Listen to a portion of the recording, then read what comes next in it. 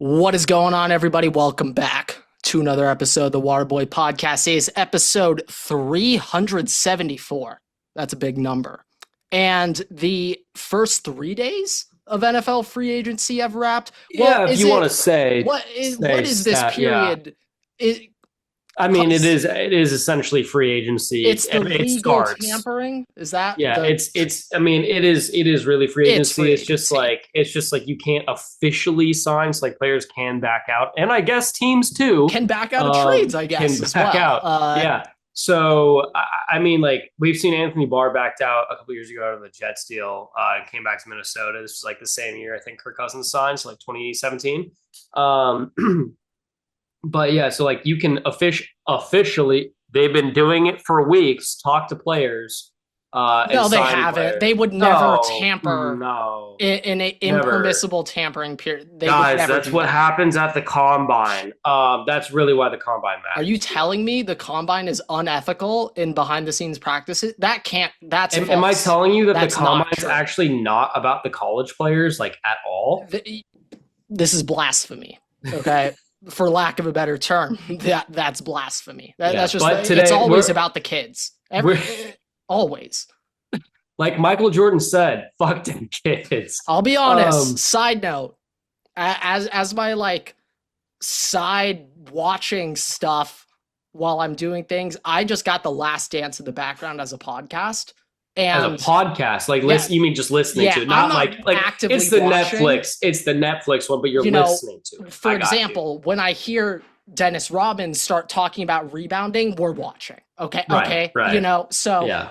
But just the way that they talk about their behind the scenes stuff, because they talk a lot about like Jerry Krause. It was really Scotty, surprising Michael how Jordan. much footage they also just had from behind the scenes, like especially back then when you'd be like, why are you filming this? Yeah. While I'm rewatching it, I'm sitting there, I'm like, anybody affiliated with sports, it could be an ESPN guy, it could be David Stern himself, it could be Jerry Krause. They had all eyewitness interviews, too many hours of footage to pull from each person. But where I was going with that is I'm thinking, how can that relate to the NFL? Things behind closed doors. I'm wondering, is there any chance that Lamar Jackson just met Maxx Crosby and he was like, we got to call this shit off. I can't do it. Any chance? Any chance? No, because I would like to believe that's honestly better. That's honestly better than what likely happened, Grant. For the safety of the league, that is probably better. So worst case scenario, which is the likely scenario, is that the Ravens had buyer's remorse after seeing some other DN changes or edge moves, and it was Grant. It was this. Also, their GM just made a statement, which I'm going to read. I thought their official statement is we have no further comment at this time. No, they just made a statement. Okay, they had a solid 12 hours to write it. So my favorite thing waking up this morning was that the Ravens have actually, my favorite thing this morning, I woke up and it's just the Ravens have backed out of this trade. We have no further comment at the time. And then every team was just the worst trade that team's ever done. The Vikings have backed out of the Herschel Walker trade. We have no comment. The Broncos have backed out of the Russell Wilson trade. I was seeing so many. The Titans have backed out of signing XFL tackle Storm Norton. The Titans have backed out of signing Brian Callahan as their head coach, and on top of it, the Titans have backed out of signing every wide receiver ever to the franchise. Quite literally drafting the last 5 years. But Jacksonville apologizes sincerely for giving Christian Kirk that contract. And Nick Foles. Yeah, I mean, just countless examples. Denver sincerely sorry for the Brock Osweiler contract. They're he deserved it. He deserved it at the time. Grossly disgusted at the time. With themselves. Well, the Texans are who gave him the mega contract, but.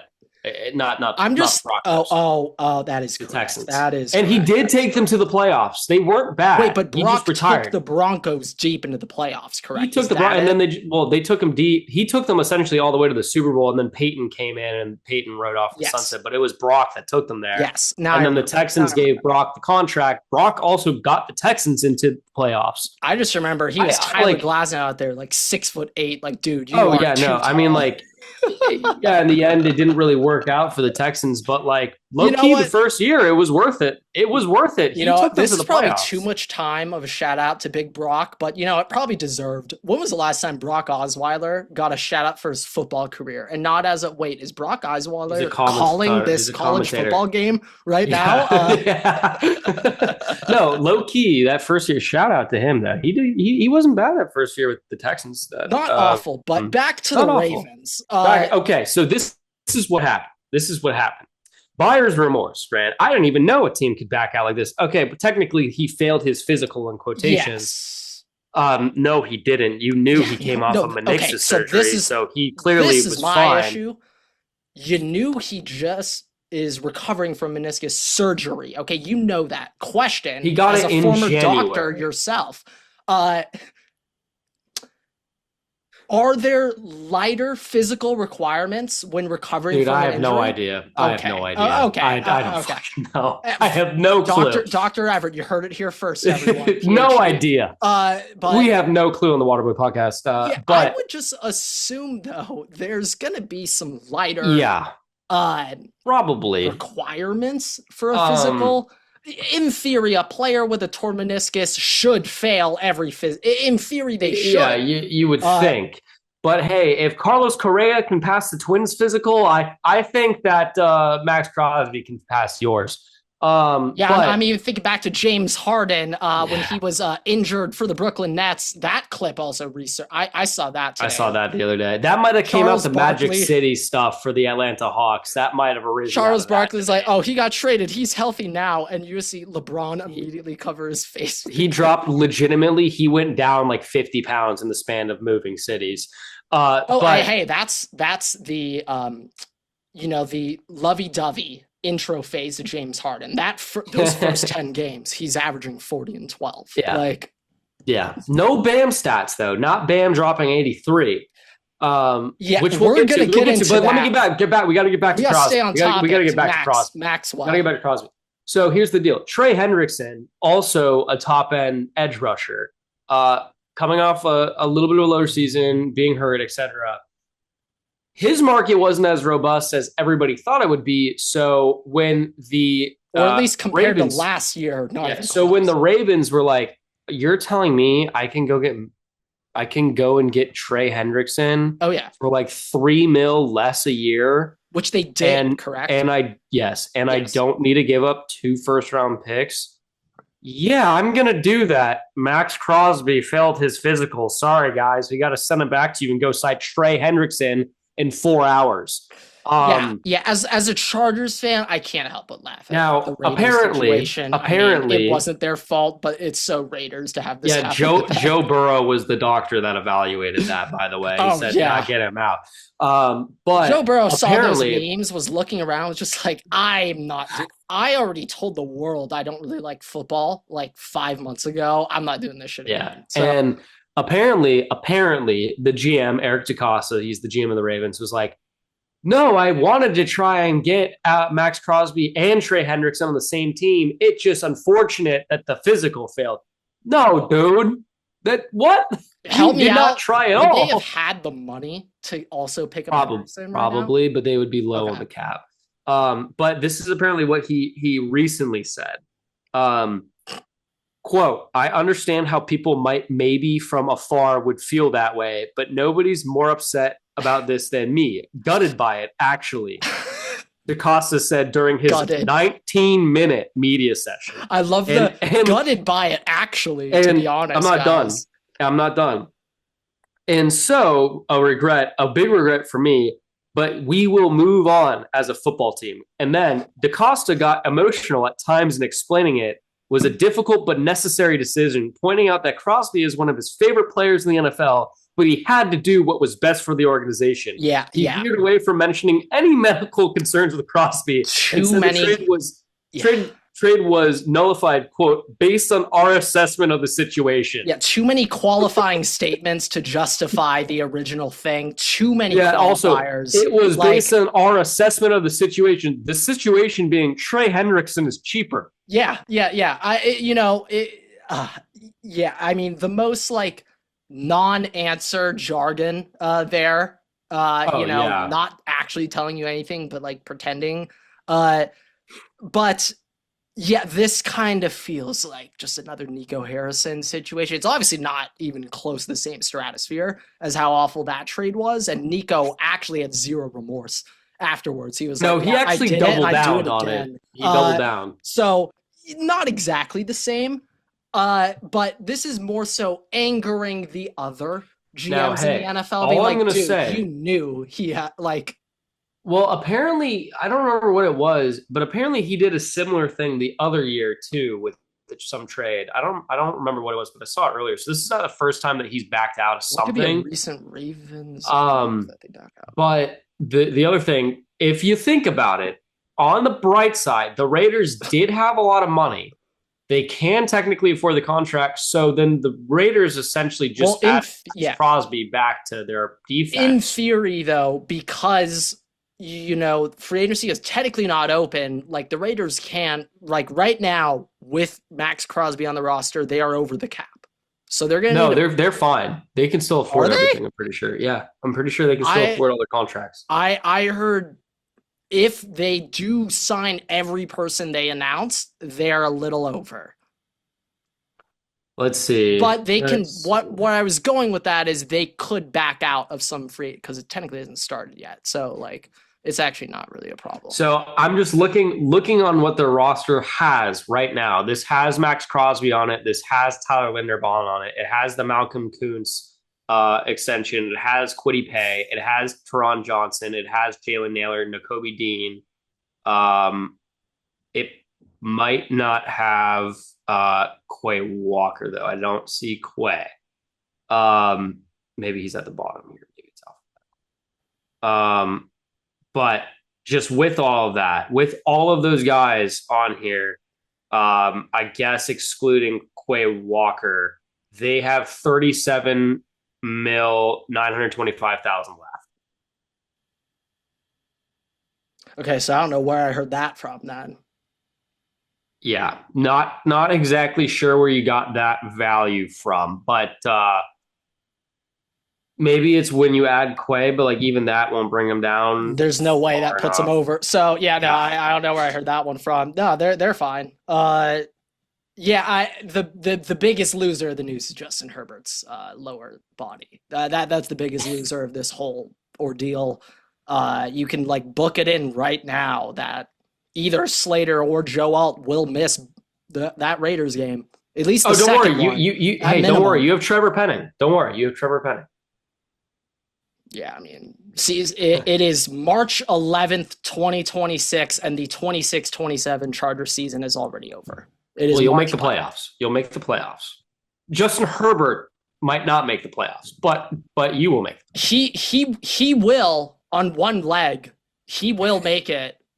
He'll throw 58 interceptions though in the wild card game. So, and it honestly will be because he's getting hit so much on top of questionable decisions at times. But yeah, I mean, honestly, now that I'm just thinking about it more, that dude, I can understand that Justin Herbert hasn't developed as an NFL player in the past 4 years because he's just been getting hit every play. It's like, what are we doing? What are we doing? Yeah, I will say though, like thinking about it, it is a little unfortunate. Like Maxx Crosby is, I mean, a top 5 pass rusher of the last decade, and the question is now like the Raiders would have had a extra first rounder this year and another one next year. So they would have 2 both years. The question is who they would have added in that spot. Like they could have gotten one of the top receivers to help their receiver room. They could have gotten another edge rusher and they still would have another pick for the next year, So that's kind of the question now is what could have been. Because I don't think they'll get another team that trades 2 firsts for them after this. So he'll probably just stay there. Yeah, I mean, one thing that sticks out to me for last season, Maxx Crosby was the 3rd most double team edge in the NFL. He was 14th in pass rush win rate, but like he's the only threat on that D line pretty much that like you need to double every play. So I give him a pass for only being 14th. in pass rush only. That's still very impressive for being third most double team still. But I mean, like, although he may not have the craziest impact games, like I'm thinking Will Anderson, Daniil games where they're getting strip sacks, or like Hutchinson on his run earlier in the year, like I already said it, Will Anderson, like Micah Parsons, Benito, Myles Garrett. Like, it's not the like strip sack plays, but if you were to tell me on a per play basis, he's like second in the NFL in pressure rate, like getting hands on the quarterback every play, that wouldn't shock me at all. I mean, like he's the king of getting under a quarterback's skin. The Raiders added, they also added Kwity Paye to the other side of the D line. Like they've reinforced, and the interior too, they've added guys. So they've reinforced that defensive line too. So having Maxx Crosby back, like, it's gross. Like they will have a good defensive line this year. This is just so impressive. Maxx Crosby was the most double team edge on run plays last year, and he was number one in run stuff win rate, 4% higher. He's at 39% run stuff win rate. That is so good. Got 39%. The play goes 0 or negative because of him. That's crazy. Yeah, no, that's crazy. That's crazy. This doesn't mean that's crazy. Outside stretches just to hit. No. This is all run plays. He stops 40%. No, that's actually ridiculous. Who are you? That's actually ridiculous. Who do you think you are, Maxx Crosby? I am, okay? No, he is, he is unreal, okay? Like, in terms of attention from the blocking scheme, you need to double him every play. If you don't, he will win one-on-one every single time. So, like, I think that it was weird because I actually thought the trade was kind of good for both teams. Like, I was like, hey, Ravens now have elite, like, both run stopping and pass rushing DN, strong side DN too. I loved it for them. Raiders, I was like, damn it, they actually made a really good trade to help their rebuild quick. I was like, it was good. I liked it from both sides. All of their signings too, like the Raiders were already much better right now. They're already much rolling, better right now. Bro. They were rolling.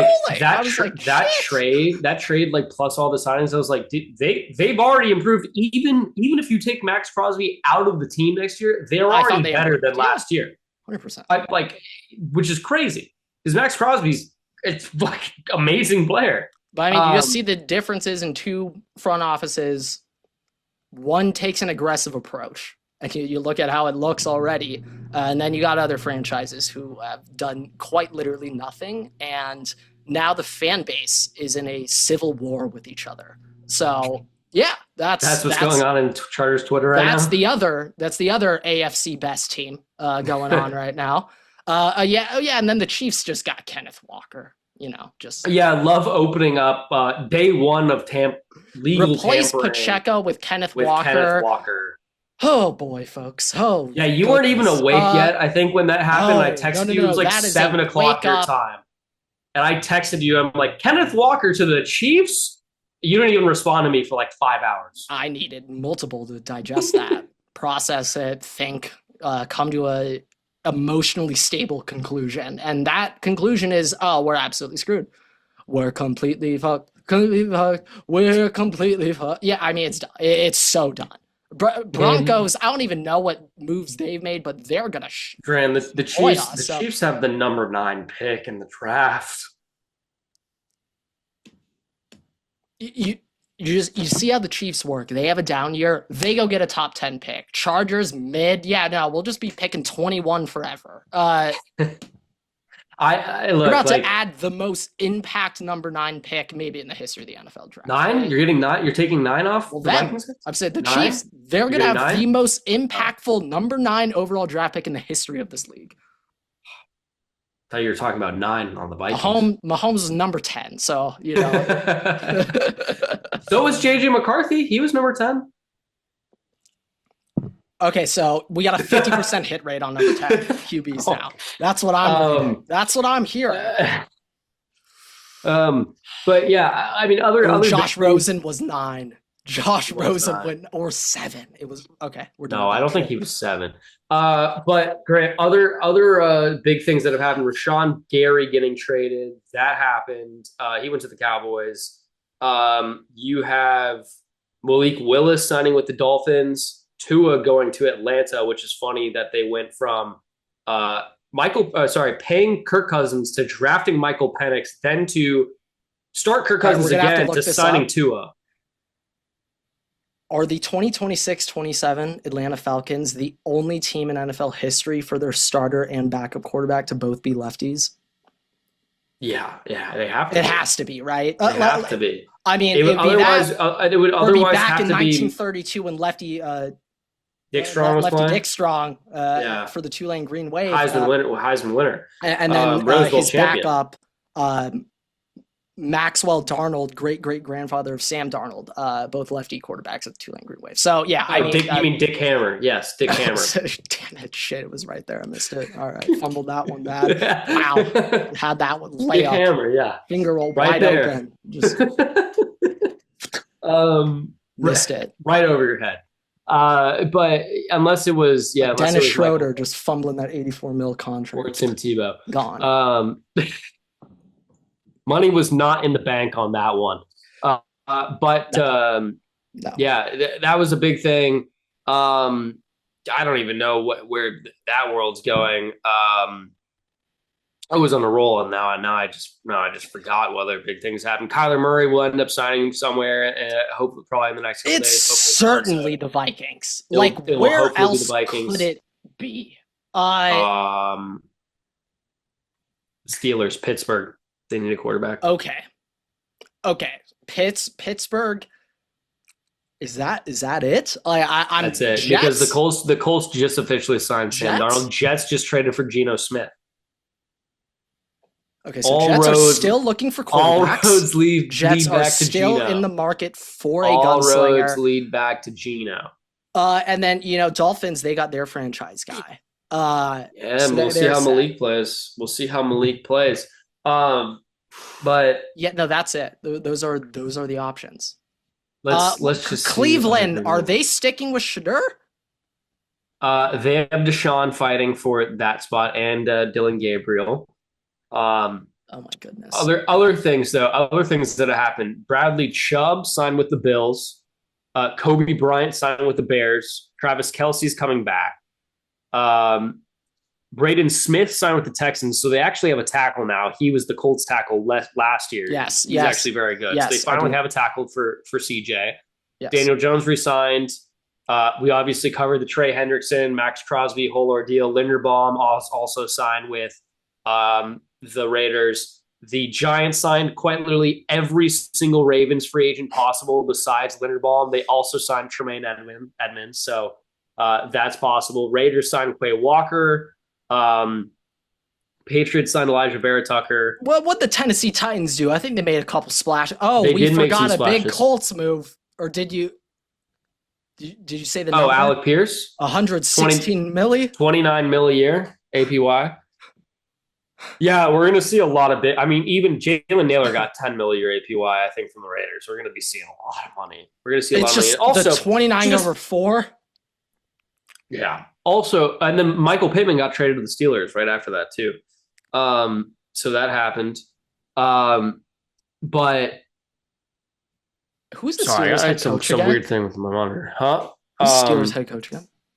Steelers head coach is Mike McCarthy. Oh my God, I forgot about that. But also, by the way, somehow the Eagles got Tariq Woolen. I don't know why. 15 million. Yeah. 15 mil. 1 year, though. Just crazy. Okay. Patriots side bobblehead Dobbs. So they got a new wide receiver one up there. Bobblehead. Okay, I'll be honest. Immediately I was thinking Josh Dobbs. I No, not Josh Dobbs. When you said bobblehead Dobbs. That's Pasternak. And the wide receiver one, I was like, oh, we're talking about triple guardian cap. That should be good for Drake, though.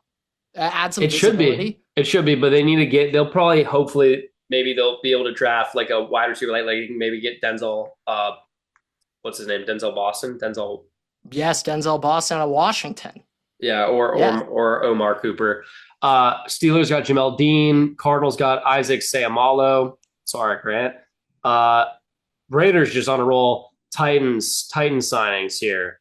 49ers also got Mike Evans. We're about to get the electric facility versus Mike Evans hamstrings. Yeah, that substation. one video of it's that one barbecue where the Pulling it guy off. just like Off the bone. slightly adds a little gravity to this like rib and it just falls all off. Yeah, that's Mike Evans ACL. The Saints also did very well. The Saints got ETN. They got David Edwards.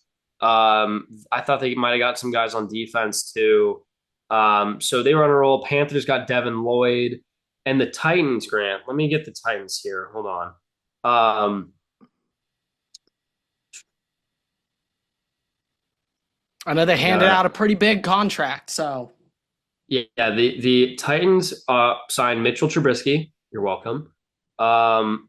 And let's see what else they got. I actually kind of think Wandell. They signed Wandell Robinson for 70 what?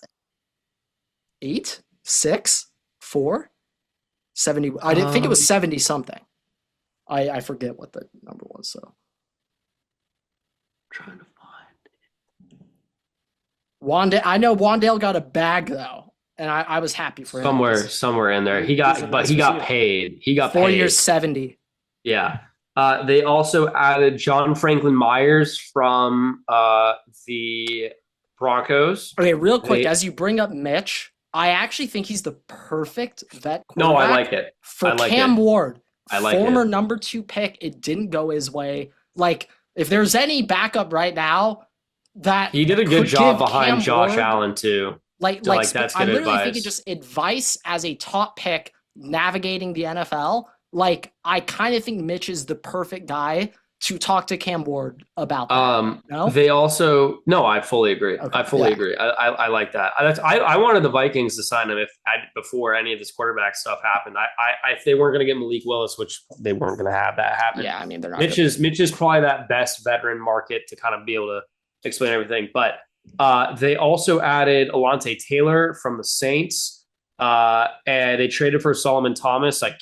Robert Saleh. I didn't know he was still in the NFL when I saw that notification today. I was like, oh my goodness. I thought he was just going to be a lifelong trivia question. Who the Niners? On top of all of this, Grant. On top of all of this, they still have Brian Dable as OC, and they have the number 4 overall pick, which might be Jeremiah Love. Running back? Oh, okay. I was going to say running back room is just Tajay. But it's Tajay and Tony's still there. I'm kind of surprised they haven't cut or traded him at this point, but they might just wait because the new league you already started. So unless there's guaranteed money at some point in the next couple of weeks, I would expect they just wait till the draft and then they'll ship him off during the draft probably. But Tajay will be a free agent, I think, after this next season. So I'm trying to think of like a last big name player, like a notable player getting traded on draft day. Is it AJ Brown Eagle? Like, is that the last like DJ NFL. Moore trade for the Bears first? Like, I don't really count the Panthers first. Like that was before. Like just a player for a pick. Like I feel like we just haven't really seen those recently. I'm about to look. I think this could be an interesting draft though, because I think there's like not the most sure picks in that like 18 to 25 range where I think we could see a lot of reaches, trade downs, trade ups. Latest NFL notable, like Josh Rosen got traded on draft day as well. Yeah, I mean, we're getting, I don't want to get too hyper specific on this, but I'm excited for this draft. There's a lot of interesting things moving around. I think here. No, that's not. This is just not drafted. Apparently, no. Yeah, no. This just AI pulled up some mumbo jumbo that was not correct in the slightest. Always fact check, ladies and gentlemen. Always fact check. I do think there'll be I think most recently it's been less player trades, it's been pick trades. There's been substantial pick trades. Yeah, those are the most common. So because Michael Parsons was super late. I'm just thinking like last year, I think it was pick trades. I don't think that we saw any. Yeah, Micah Parsons got traded like a week before the season. No. Yeah, no, he Yeah, was literally, it was like right before, and you're like, dude, no. Because he was like laying on the training table in the middle of preseason games. yeah. No, yeah, we remember that ordeal now. He hasn't even been there a Yeah. year. He's been there like Yeah. 7 months. Um, yeah, most recently, I think it's mostly been pick trades. Like the Vikings made some pick Yeah, trades, yeah, Texans made pick trades, Panthers made pick trades. So, um, yeah, but those are kind of like the biggest things. The Vikings did Aaron Jones' contract, so I guess he's sticking around with us. Um, Murray is set to visit the Vikings on tomorrow. So I guess when we're uploading this Thursday. So he likely will sign there hopefully tomorrow. yeah. But honestly, like if I'm just going winners and losers of honestly just do winners of the NFL free agency cycle just to start. Raiders are up there. Uh Buck or not Bucks. Saints are up there. Titans are up there. Panthers are up there. Um, Chiefs, Kenneth Walker up there. Like I don't really know. I think those six are very solid to say. Yeah. It's not. Cowboys too. Shit, they got Rashawn Gary. Yeah. Like the biggest news was certainly that Raiders Ravens trade just getting called off. I mean, we haven't seen Yeah, something on yeah. that scale like that. Like it quite literally was they were backing out. In a trade that big, Yeah. And it had been a while too. It wasn't just like 2 days later. Like that had been. Oh, that sat for yeah. Yeah. I mean that sat. So strange situation over there. But let's dive in real quick. Some other things going on in sports real quick. Bam Adebayo dropping 83 points. I think I texted you. You did He had like text me. 70, and I was like, you're just not gonna believe how many points he has. I was like, did something happen? Like I was on a call with somebody, so I had to look on my computer and I'm like, I just typed it into Google, so it wasn't on ESPN or anything. Yeah, And I was just like, oh, and then you were like, yeah, that's not even live. Like he's at 80 right now. yeah. It was just the most what the hell thing. I'll say this. It's been okay since the Luka Doncic trade, and before that, when Kevin Durant, actually, no, before that, when Chris Broussard tweeted Kawhi Leonard is strongly considering the Lakers. Okay, those are the only 2 times prior where I felt this, but I felt a sense of stop what I'm doing. I need to watch this shit for the NBA, which I haven't felt in a while. I don't get that feeling very often for the NBA. Not unless it's the playoffs. Yeah. Yeah. No, like I just, even then in playoff moments, it's like in recent memory, I kind of am thinking of just that Kawhi Raptors year of where I'm like, oh my God. The bounce on the rim. Like that too, like the Joel Embiid, not, but just that finals itself. Like that may have been the last time I saw a literal NBA game thing where I'm like, oh shit. Something's going on, but Bam having 83. This is what I'll say. Obviously, you and I are massive Kobe guys here. I was kind of surprised the online response to Bam's 83-point game. Like everyone is just nitpicking at it, saying who cares, pointless, doesn't matter. This is okay. I haven't seen that. I've seen the unethical stuff, and that's what I'm saying. I haven't seen it be like who cares. I haven't seen anybody be like who cares. Well, people are say who cares, devaluing it, unethical, doesn't matter. So I did not watch that entire game. I watched the last 8 minutes of the fourth, and I'll say this: in those last 8 minutes, Everett, it was likely the most unethical basketball I've ever watched in my life. Have you seen SGA play? Like SGA is one thing, but it is the team's best idea to let him handle the ball at the start of the play. It is not in the Miami Heat's best interest to let Bam carry the ball from the top of the, like from behind the 3-point line. It is not in their best interest, and they were doing that. They're just trying to feed him points at that point. Oh, yeah, no. Like they would inbound the ball to whatever guard is in the game. He gets the ball, sprints up half court, immediately give it to Bam. Everybody, Kobe, classic ISO, go stand in the corner. Bam's the only player on offense. So in that sense, extremely unethical. This is what I'll say though. I thought it was actually more unethical how the Washington Wizards defended Bam. What the Wizards were doing is Bam would get the ball inbounded to him.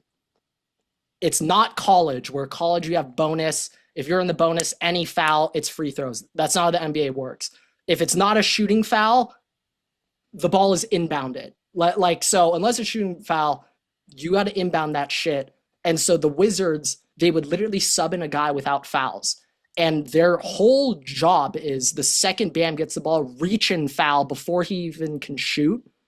So you just keep delaying clock. But I will say Bam, it was pretty unethical, the foul baiting, like Shea. Okay? Mm-hmm. It was pretty unethical. Every single play, he's not doing what Bam does. Okay? He's not doing any post moves, any of that shit. He's like driving, trying to Euro step into the lane. I literally think that's the most Bam Adebayo has dribbled in a basketball game since high school. Dead ass. I think that's the most he's dribbled in the game since high school. But a lot of people are pointing to Bam no passing at the end of the game. I saw this stat in the last 8 minutes of Kobe's 81-point game. Do you know how many Lakers shot the ball not named Kobe Bryant? I'm going to guess none. It was 0. So we all know. Hey, we love Kobe, but we also know that he won't pass that if he's hot. Well, yes, but I'm just saying, like, I'm not gonna crap on Bam for he was the only one who took a shot at the end of the game. Like, that's happened forever. No, look, I'm also gonna say this. I will also. There is no way on the play you're scoring 83 points if you pass the ball around.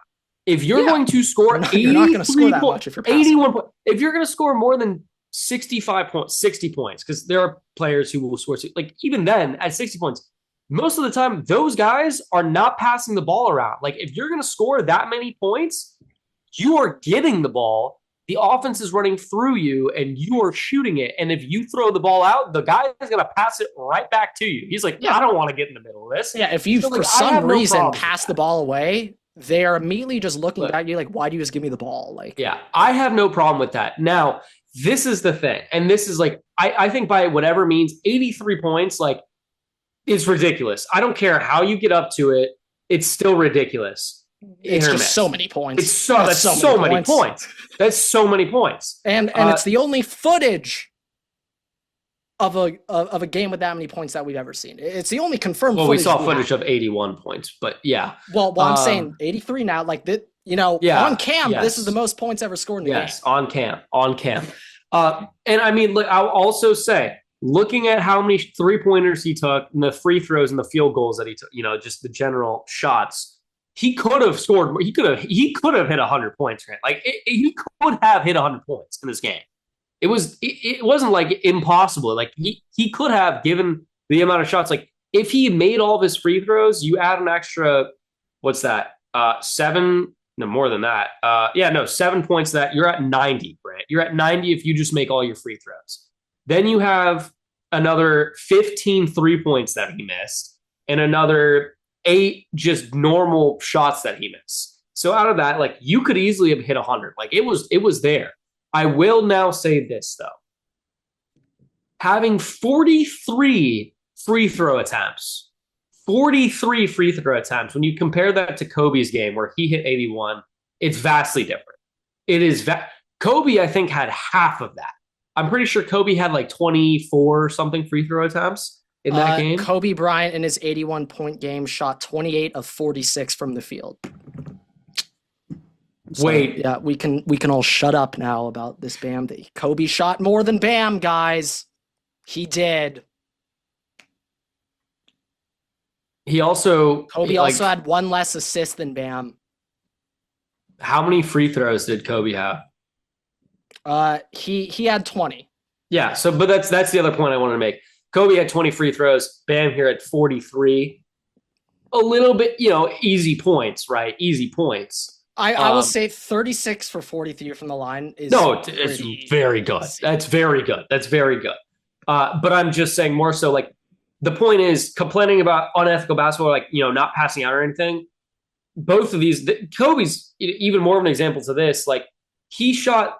I got to look up the amount of free throws. 70-point game real quick. He shot half the amount of free throws And in order to hit 81 points, he had to shoot that volume. And yeah, I get it's Kobe. It's his last game, whatever. Like, all right. In Devin Booker's 70-point game, 21 of 40 from the field. Yeah. Every single one of them's putting up 40 shots, guys. You have to put up that many shots. You have to. Cannot score that. I don't think that it's fair to I don't think that it's fair to critique people for doing that. Like, critique it for the free throws. Sure.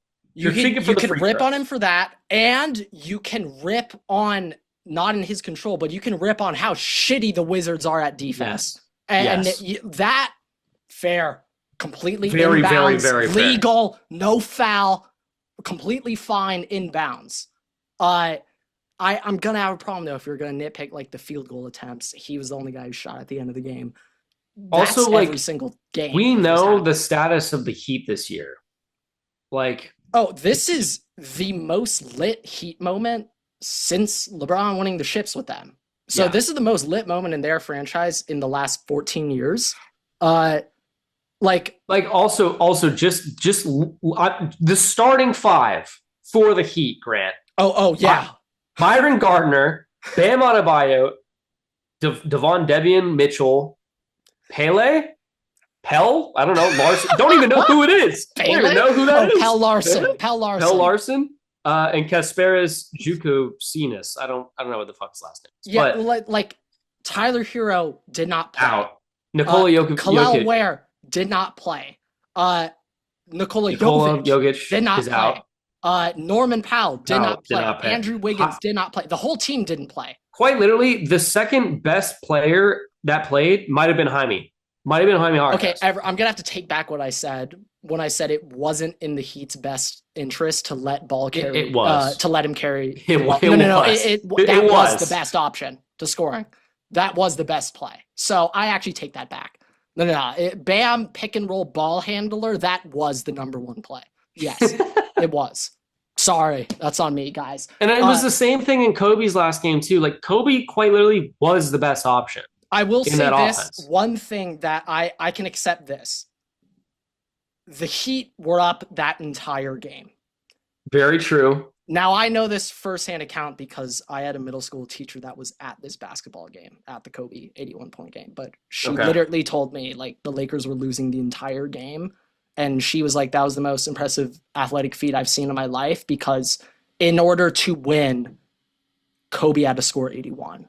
Like, to win that basketball game, Phil Jackson was just like, yeah, the Lamar, Derek, you're not on the court.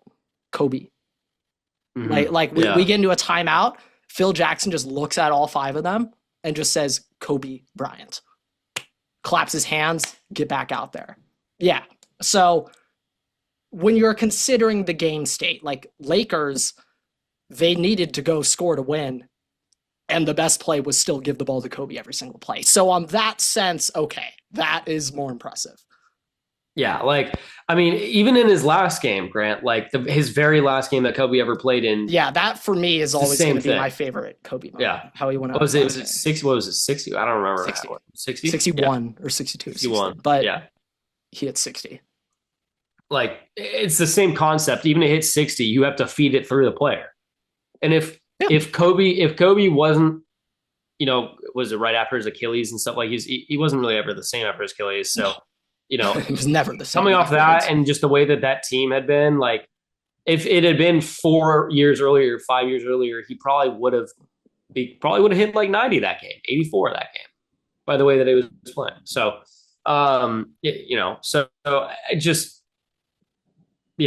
don't think that if you're going to tear down Bam, tear him down for having free throws and the Wizards lineup, and honestly, the Miami lineup because they had to feed him for it. But my other thing is it's like Bam is like probably, in my opinion, before yesterday was one of the least hated high profile athletes. Just also just like how are you going to hate?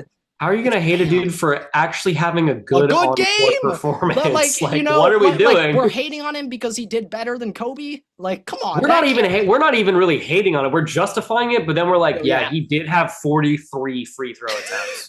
Do not show this to SGA. Do not show this to SGA. What I find funny about this is that, I literally think one day we're going to have our kids be like, who's Bam Adebayo? And Oh, we're just gonna that's a start trivia laughing. guy. It's going to be a trivia guy. All of us are just gonna start laughing out loud whenever our kids ask dude, us. I guarantee we're you, just gonna laugh last night, because it's funny. It is SGA funny. was probably watching that game just salivating, just like, oh my God.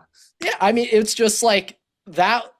Just what the hell, Bam? Like, I truly believe nobody on earth would have predicted Bam Adebayo to be the first person to break Kobe's points. No, honestly, given This the is way modern that era. given like the way the Wizards have been this year, like there are a lot of other players I would have thought could do it. I'm not even sure if Bam would be a top 50 selection. No. But like SGA would have been a guy I'm like, I could see him getting 43 fouls and just racking up the points. You throw obviously him on there, you throw like Luka on there, you throw Tatum recovering from injury, shit. Healthy Tatum, you throw him on there, like Jokic, shit. Ants, you throw him on there above. And you throw on there like Curry still, you throw on there, like KD. Yeah. But probably you get what not. I'm saying. Wemby would be above Bam, but Wemby above, like I'll say that like Wemby doesn't, like he's not dropping 50. Like he'll drop 30, 25, but I would have if you had me to take a top 50 and then against the field and you have the odds on it, I would have Wemby in the top 50 versus Bam outside of it. You know, if that's the way that we're going. But it's just like I don't think people would have Bam in their top 50 most likely players to score. No, especially just 60 plus given points. The situation. But yeah. That was that. But last thing we got to wrap up with the World Baseball Classic.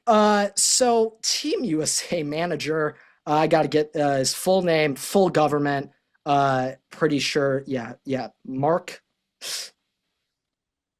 It should be Mark De La Rosa. I just need to confirm this. Make sure I'm getting this completely right for this roast. Yes. Mark De La Rosa. This is his exact quote. This was, I don't know when this clip went out, but it was before the game. I'm pretty sure it was day of the game. They had a press conference before. Okay. Regardless, it was before the game even started yesterday against Team Italy. He said, quote, "It's weird. We want to win this game, even though our tickets punched to the quarterfinals." He said that in an interview, explicitly stating right then and there, like, we all thought we were through. But that's step one. The manager was not aware. So that's problem one. Problem two, Everett.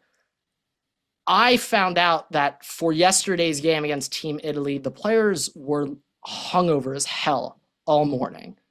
Partying they were celebrating. Night before. They were celebrating. They were hungover.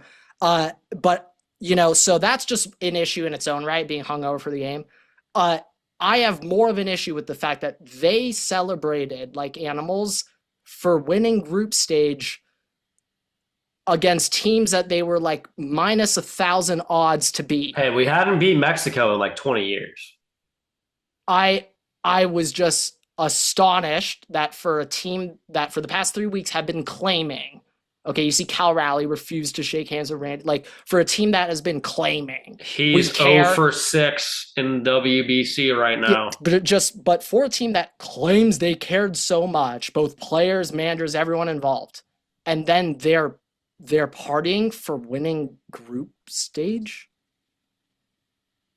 Like, actually, who cares? Like, seriously, who cares if you come first? You think Japan's partying when they went? Hell no. Mm-hmm. I even saw Dominican Republic when I don't know if they clinched early or not, but there was like an interview clip. It's Albert Pujols or a clubhouse quick video.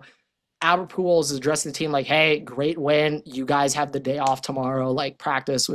Now I will say, and Junior Camaro's like, "Nah, we're all coming and everyone's hitting tomorrow." So even DR is practicing every day. So Team USA is not. So. Yeah, we need to have some serious questions about, because apparently Mark De La Rosa, he's a commentator. He's not even like a normal coach, but he has been primed for the past couple of years as the number 1 manager name for a new hire. He is for kind of the Ben Johnson of the MLB. Not a good look. Like, that's kind of how. Yeah. Oh well, it doesn't exist anymore. Okay, yeah. Like, that's gone. So yeah, I mean, it's a joke that this guy's the manager. It's an Yeah. absolute joke. I will just say this. So afterwards, he was like, yeah, I miscalculated. Dude, it's not that hard to put it together. It's literally on ESPN. It says it. Yeah. Now he's getting bailed out right now because Team I was going to bring this up. Currently up 6-0. They are up 6-0? Yeah, Italy's up 6-0. Yeah, so this means, Grant, that U.S. will advance because the only way for Mexico to win is for them to score more than 5 runs, which means that the U.S. would advance anyways. Yeah. Now, I guess there's just 2 Brandon Staleys operating here because this is the same thing. I was about to say, this is also reminding me of Brandon Staley. Very, very easily could have come to a amicable consensus of, all right, everybody's gonna strike out. This game's gonna be done in 45 minutes. We're gonna then just have one person. You're saying 1919 Black Sox it, just throw it. Quite literally, you're gonna throw the game. We're going to both advance because all you had to do was have, I think, Mexico win by. They just had to win 4-0, 4-1, 4-2, 4. Yeah, I think I just read it. It was 4-0, 4-1, 4-2, 4-3. Like they just had to win by 4 points. It could have been 3 points, or 2 points, or 1 runs. Yeah, the other team. It literally just had to be 4 runs or less, so 3-2 or 1. Yeah, and Italy had to lose. Yeah, this clearly did not happen. No, it did not. So that's the first thing. Yeah. The second thing, Grant, is there's a non-zero chance that the higher ups are just like, Mexico, sorry guys, you're gonna need to lose. We need the revenue from the US being in the next round. We need it.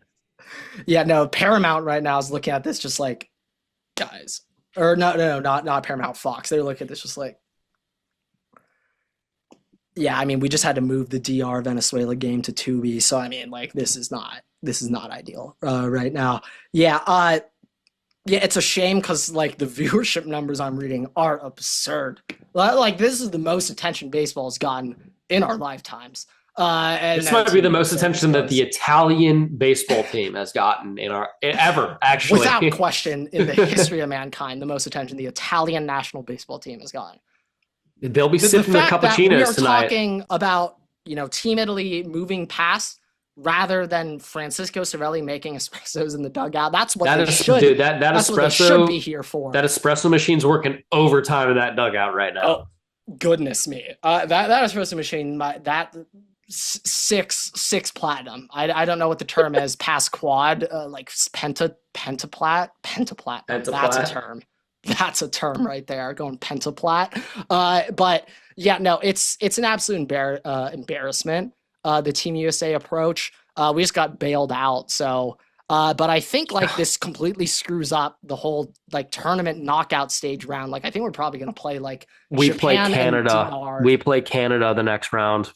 Okay. Do we know if we have now like DR like in the semis? And it's just I don't care. It's just that we need to give Canada the business twice in a row, 3 times actually. Maybe it's a blessing in disguise that now we're matched up against Canada.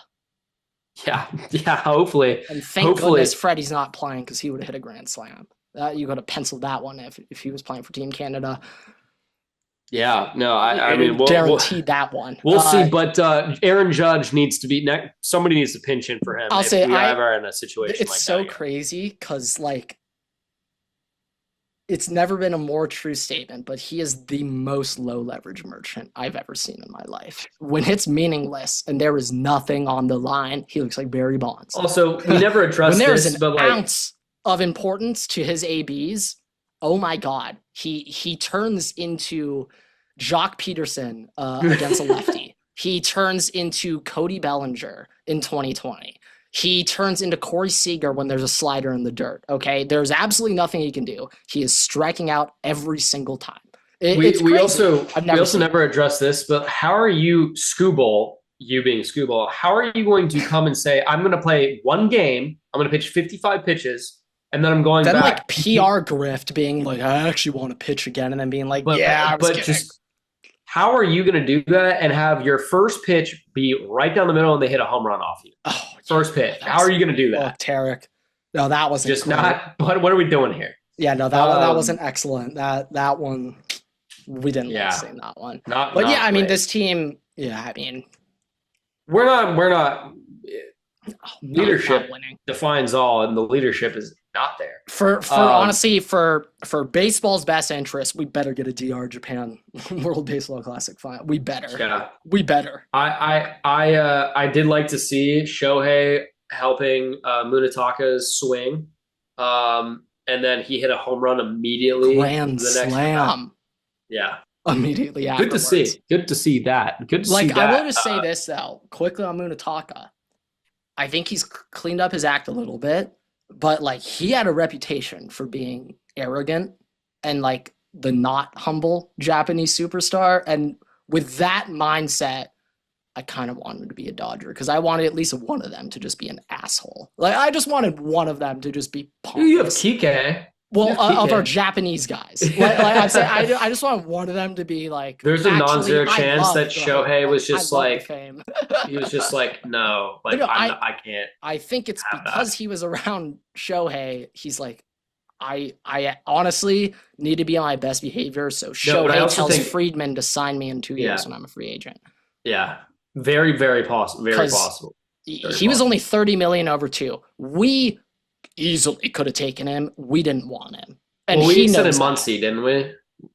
Well, yeah, and Muncy's also playing really well, but like I thought. But in 2 years, Muncy probably won't be around in 2 years. So no, most likely not. But like I kind of thought Munetaka was a shoo-in to us this whole time. Like going back to last World Baseball Classic back in 23. I was like, all right, if Shohei comes, he's coming too. Because he was hitting 3-hole last World Baseball Classic. Yeah. I think he got dropped to 5 right now. But yeah, I wanted one. It's working. I just want one of the Japanese superstars to be a little arrogant. Hey, just one of them would be kind of fun. 2 years from now, you'll get another one. Don't worry. Do you think we'll ever get? I don't think we'll ever. Shohei, you'll never see an arrogant Shohei. Yama, do you think that we could ever get it? I'm leaning. No, I don't think so. Like hell no, I'm thinking. I think it's even like a 10%. I think you could see a Roki if he somehow balls out as a starter, but I don't. At this point, don't know if he'll even be. And Roki, it can't happen until 5 years from now when he signs an extension. So like we're years away from seeing an arrogant. And that's if he's not replaced with Skeens by that point. So. And we'll also keep in mind by the time Roki's up free agency and Skeens coming like. It might not be much of like a replacement. It's just like an upgrade. I think he had a little bit more moxie. Like you could see when he was being the closer and he was playing really well in the playoffs. Like he kind of started feeling it a little bit. Oh, 100%. But then it went away when he immediately got blown up like 2 games later. But yeah. I did see though, he made a start in a split squad game against the Chicago White Sox B squad. So, hey. The Chicago White Sox B squad is probably like high A average around the league. So keep that in mind. But he went 5 scoreless against them. Hey, that's better than nothing. Just good though. We like count, to see that. Pitch we like to see that. Being able to get through 5. I just wouldn't be surprised right now if he ends up being a bullpen guy, given River Ryan. At least like short term, like getting on the postseason roster, it's like you're gonna have to be a reliever. But like even regular season, I wouldn't be surprised if they send him back there at some point. Just Stone and River Ryan. I think the way Dave's framing it is Roki in the regular season is gonna be a starting pitcher, and what he's also telling you by saying that is he's gonna be in the minors all year. That's what he's saying. Which honestly might be the best thing for him. He needed a little to keep him even more on a renew, delay free agency even longer. He needed a little bit of time to work that out. But last year he didn't even accrue like enough of the half season to like void that rookie year, so he's technically still considered a rookie. Oh boy! Like he's 6 years away from 5 years. Yeah, might extend that 5 years. It might still be 6 next season. He's not gonna be. But I think with that, we'll probably wrap up here. So with the thank you so much for watching, listening, raise 5 stars. You can find us on Spotify, take over your Twitter, and on Instagram at Waterboy Pod. You can follow me on Twitter at Ever6 and at Waterboy Great. We post new episodes every week on small podcast platforms. So make sure to subscribe so you don't miss anything. We also post exclusive content on Instagram and on TikTok as well. So make sure to follow us there, see if there's anything else. And with that, we'll see you guys in the next episode. Waterboys out.